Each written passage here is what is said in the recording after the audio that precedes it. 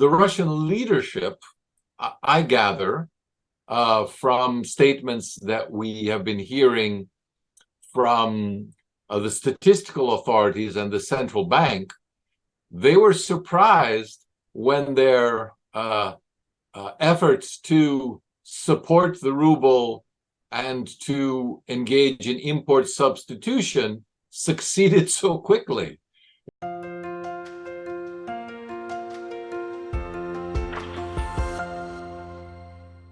Hello, everybody.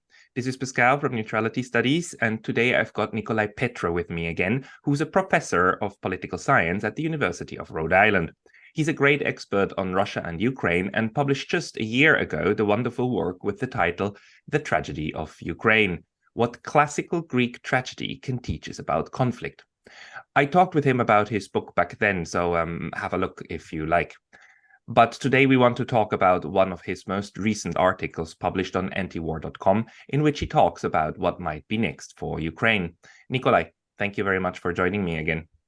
Nice to be with you again, Pascal. So in your article, you point to all the failures of Western hopes for breaking Russia, either politically, economically, or militarily. And then you lay out something like a realistic, let's call it best case scenario for coming to a negotiated end of the war. But I would first like to talk to you a little bit about Russia and the West for a moment. So, everybody on this channel here is fully on board with your argument that Russia is probably as strong as it has never been before since its reestablishment in 1991. But do you think the leaders in the collective West actually see that too, despite the relentless propaganda of the mainstream? I think they do, but they don't want to admit it, because admitting that would be an admission of a very serious failure of analysis and understanding that really extends back for decades, perhaps. It's not just the very last little bit of this policy toward Russia, but rather, if one includes especially the expansion of NATO and thinks of the eastward expansion of NATO in the late 1990s as part and parcel of what led to the current conflict, then I think one has to be very critical overall of the direction of Western policy for a very long time. And so it's not really a problem of this leader or that leader, but of a general orientation of the Western political elite. And we're probably not going to get out of this cul-de-sac until Western leaders accept the need to treat Russia and to dialogue with Russia as an equal. This has been lacking from the very beginning, and the West, failed to grab the opportunity in December 2021 when these two draft treaties came over to actually take Russia serious and say, like, fine, we hear you and we'll sit down. And then we know now, even more than before, that there was an opportunity in late March 2022, when the war was almost over. There was apparently already a draft text negotiated. And then Boris Johnson flew to Kiev and the West said, stop it, fight it out.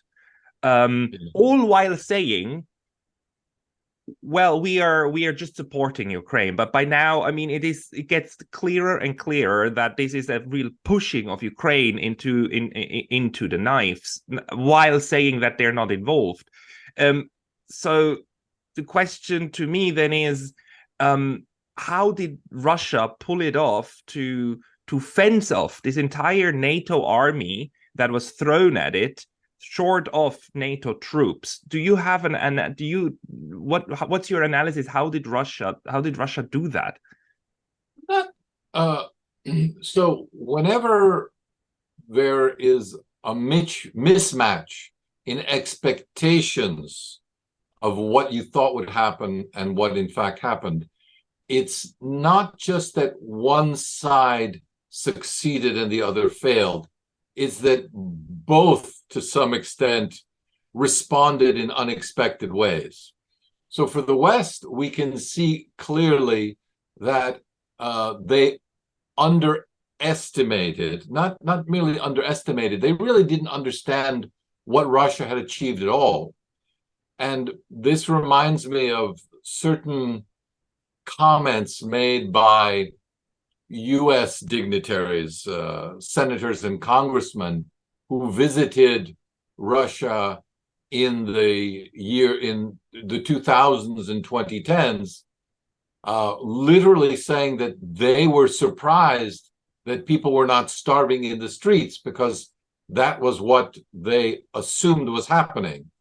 So they had a completely unrealistic sense of the country as it was today, as it had transformed itself after the fall of the Soviet Union. On the other hand, the Russian leadership, I gather, from statements that we have been hearing from the statistical authorities and the central bank, they were surprised when their efforts to support the ruble and to engage in import substitution succeeded so quickly. In other words, they thought it would work. They had done some preliminary testings, but they didn't expect that there would be so much speed and flexibility in the Russian economy to switch from its old producers to new producers, first of all. And secondly, particularly the willingness of so many non-state actors, in some cases state actors, like Iran and China and North Korea and Venezuela, but also non-state actors to skirt the impact of sanctions. And so as a result, the West got into what is essentially a losing game, as anyone who has ever studied sanctions understands. There is an effort to curtail economic development by introducing more and more sanctions, the application of which becomes more and more cumbersome and laborious for the West, because it's now not just a generic statement, but it's very targeted and requires dozens and dozens of pages and verifications and things like that. And it becomes impossible for such a cumbersome apparatus to catch up to the creativity and the nimbleness of all of the economic interactions that go on in the world. I've heard this I've been studying sanctions for a long time, for probably close to 40 years, actually. And it's absolutely no surprise to anyone that these sanctions didn't work, because the history, the academic literature on sanctions clearly illustrates that they are a very ineffective tool for changing policy. I mean, the West had some of the, actually, like retrospectively, some of the funniest ideas ever. Yeah. Like the idea that you can sanction Russian oil, only the oil above a certain price, and Yeah. then you put a cap on it. This I know. was so I was creative, taught, but it's a ridiculous proposition. It's literally an inverse monopoly or monopsony. What they're talking about, and this was explained to me very well in my junior economics class in college by my professor, who had been in government as Assistant Secretary of Defense for International Security Affairs, G. Warren Nutter. And he said, these sorts of efforts, he said back in the 1970s, never succeed. And we know this from every effort that has ever been done. Of course, the classical case at his time was the Arab oil embargo, which also tried to restrict and raise prices to an unimaginable level in the United States, but that too failed. Again, we seem to be stepping on the same the same landmines time and time again, learning nothing from the experience. And the only reason I can suppose for that is that Western politicians, their imperative is not to actually accomplish anything. Their imperative is to look good, trying to do something. And as long as that message gets across to their voters, and more importantly, to their financial constituents, they really are not that terribly concerned with the outcome of the policy and whether it can be called a success or not. Your book that you wrote last year, The Tragedy of Ukraine, I think there's a component of that in there, right? The performative part of war, but we also now see that there's a very strong performative part of war rhetoric in the West, right? And yeah. I think what you're saying is absolutely right. But now the West is running against the wall, right? And the wall is the actual war. And Russia is not willing to play the performative game with the West. Russia just doesn't care, I believe, about how things look to the West. Or do you think Russia is also participating in this performative act? I still think, in broad terms, that von Clausewitz had it right, that it's hard to distinguish clearly between military and political effects, and that the best strategy is actually to see one as the extension of the other.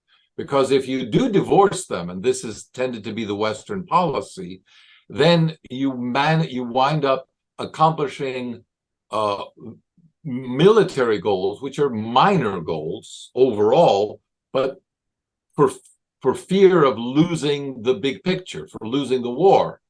And again, if one looks at Western, what Western diplomacy has, Western strategy, I should say, has accomplished over the last several decades, we see time and time again that the military component has achieved individual successes, but then when it came to transforming those military achievements into long-term political gains for the West has lost. The West has failed at accomplishing its strategic objectives, even though it succeeded in its tactical maneuvers.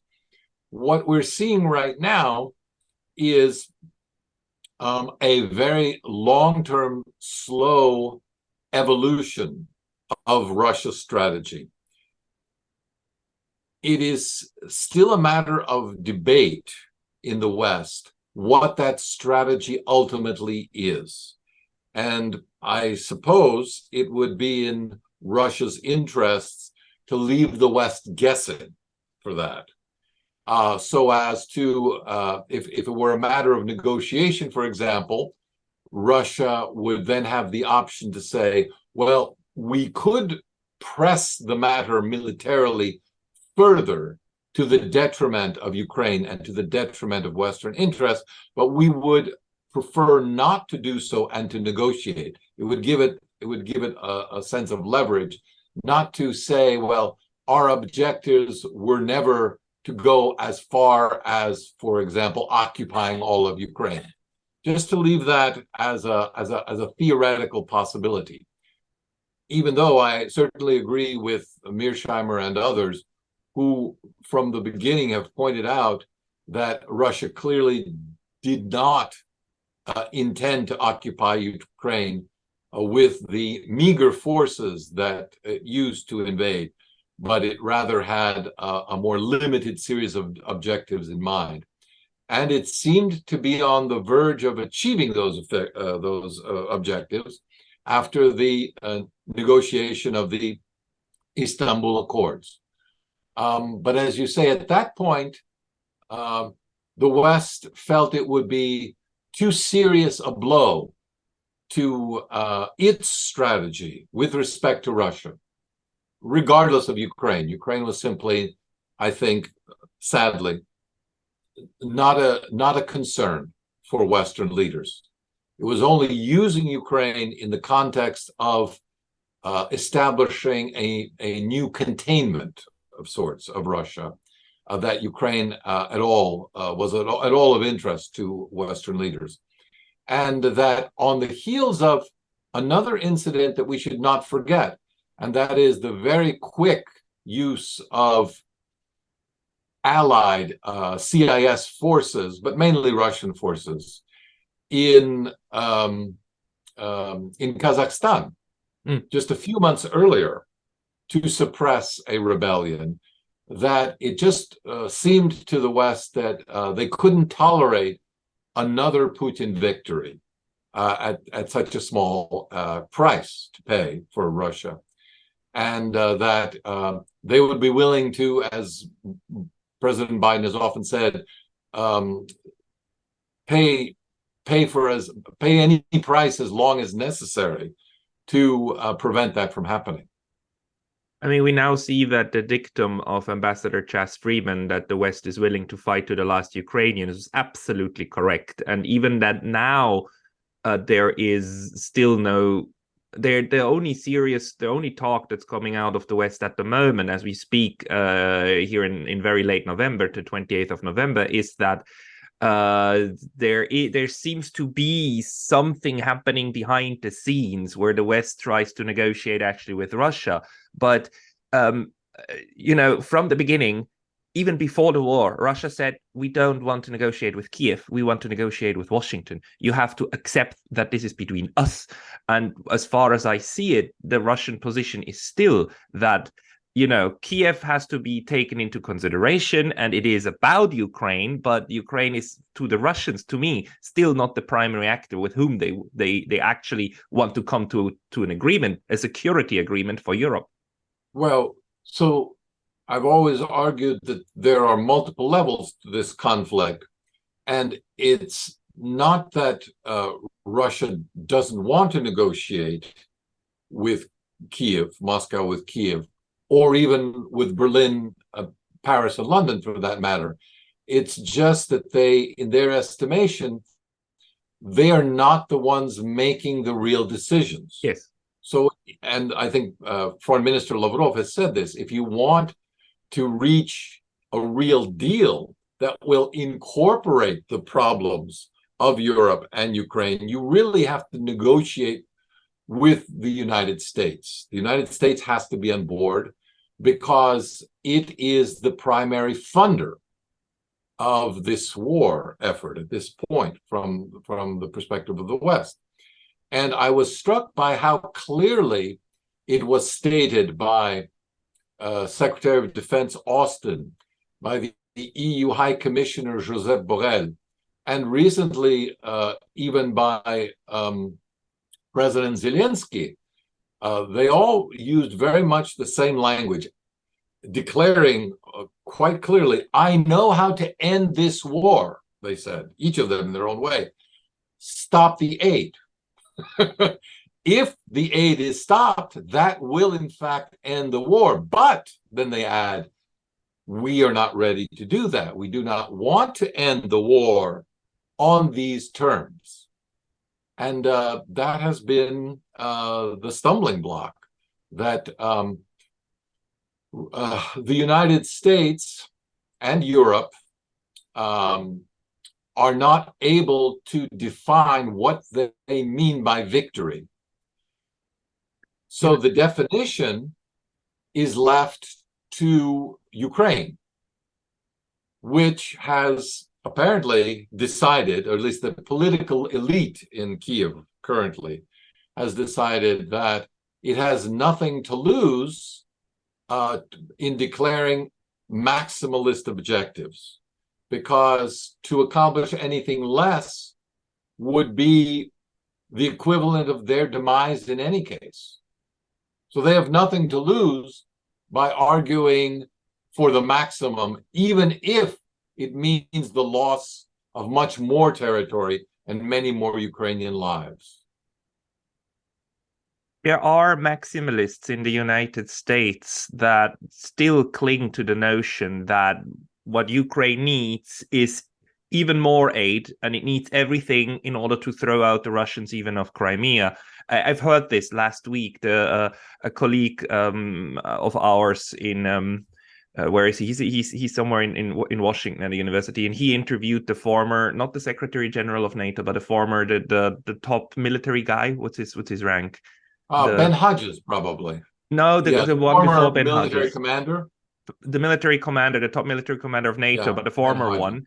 Yeah. And that guy, I link it. I'll link it in the description. That guy still says, in order to win, Ukraine needs everything it needs to win. So we need to push Russia out of Ukraine, Yeah. even as we speak now in November 2023. Do you think this is still prevalent? This sentiment in Washington? I don't think so. I don't think that assessment is seen as realistic anymore by the majority of analysts who study the matter. But the people we're talking about, and people like Yale historian Tim Snyder or Anders Oslund had an article in the Kiev Post in the last few days, Ben Hodges and others. I read their analysis with great interest because it is important to figure out for defenders of Ukraine, well, particularly this policy of encouraging Ukraine to fight in what seems to most analysts to be a hopeless war. What is it they are exactly counting on? And I've boiled it down to essentially a handful of things that they point to that they believe will transform the military situation, and off of the military situation, set Russia on its back heels and force Russia to negotiate. And that is weapons, but of a new type, of some sort of the Germans have a good term, Wunderwaffe, so some sort of miraculous new technology that no one has ever, I'm not sure even exists, but if it does exist, then we should share it with Ukraine, which I think is very unlikely and unrealistic just for security purposes for the West, that providing this in very large numbers, is possible to do and should be done immediately without any delays. And secondly, that this weapon somehow exists and that it will break Russia's will to fight. The second hope is to offer some sort of, well, literally a sense of hope to the Ukrainians by allowing them in an expedited fashion to join the EU, at least, and to negotiate a major donor initiative, something like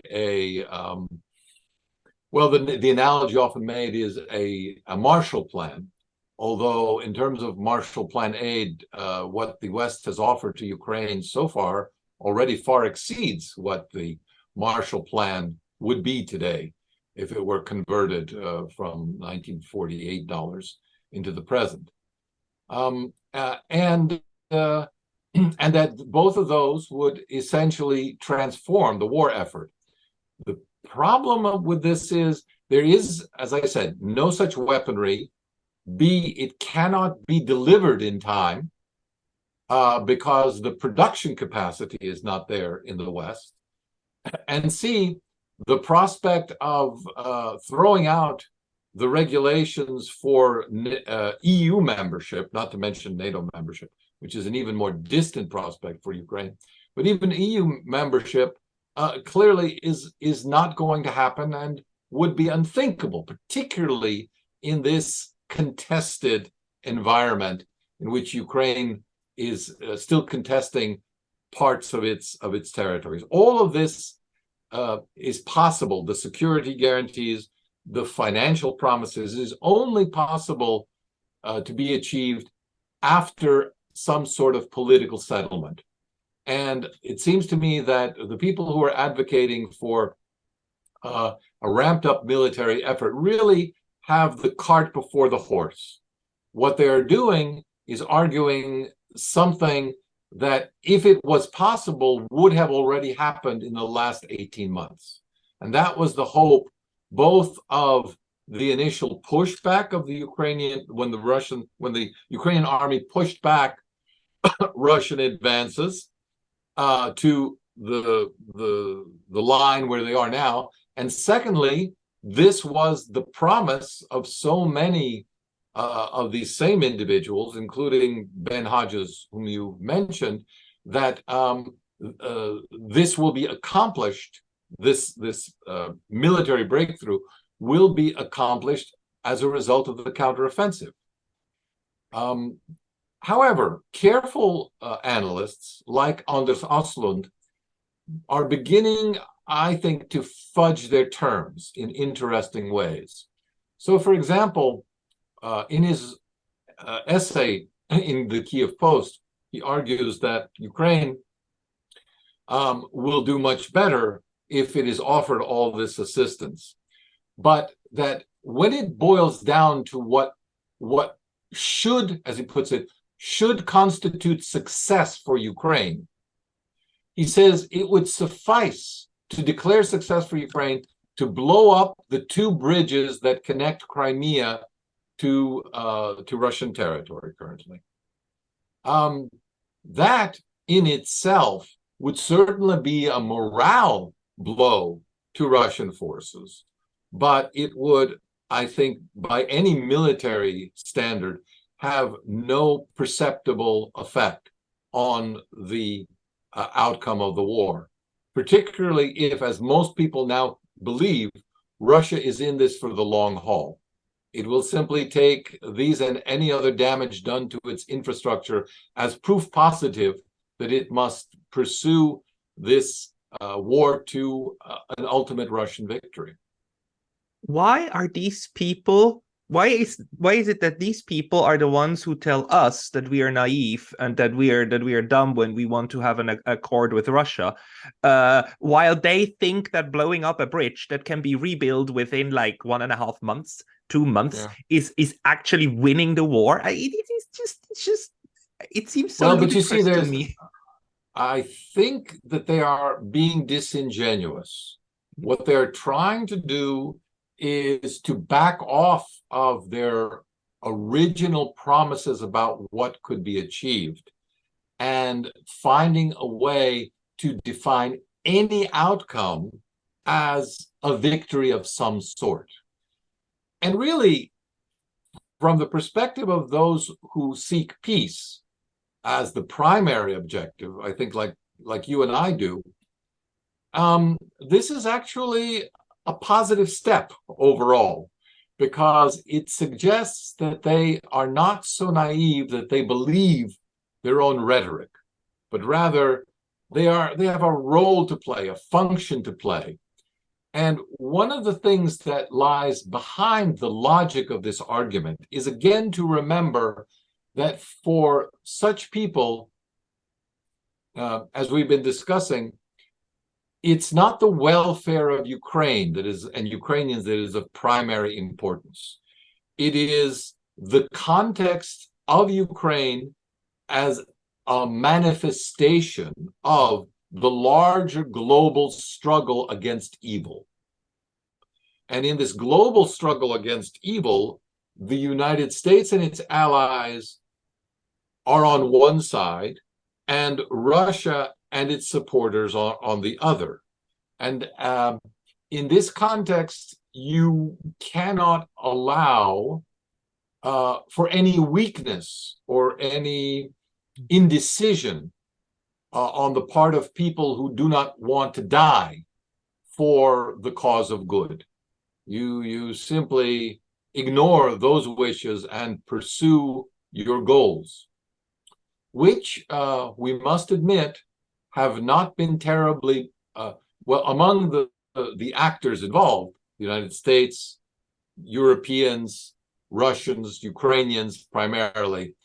The one constituency that still feels relatively comfortable with the balance of costs and benefits is, of course, the United States, because the United States is, in fact, spending more money on its own armaments.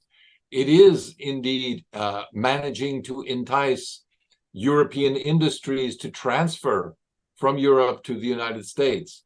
It is indeed replacing Russian natural resources with American liquid natural gas, and other resources. So Americans are, well, to put it frankly, making off like bandits in this.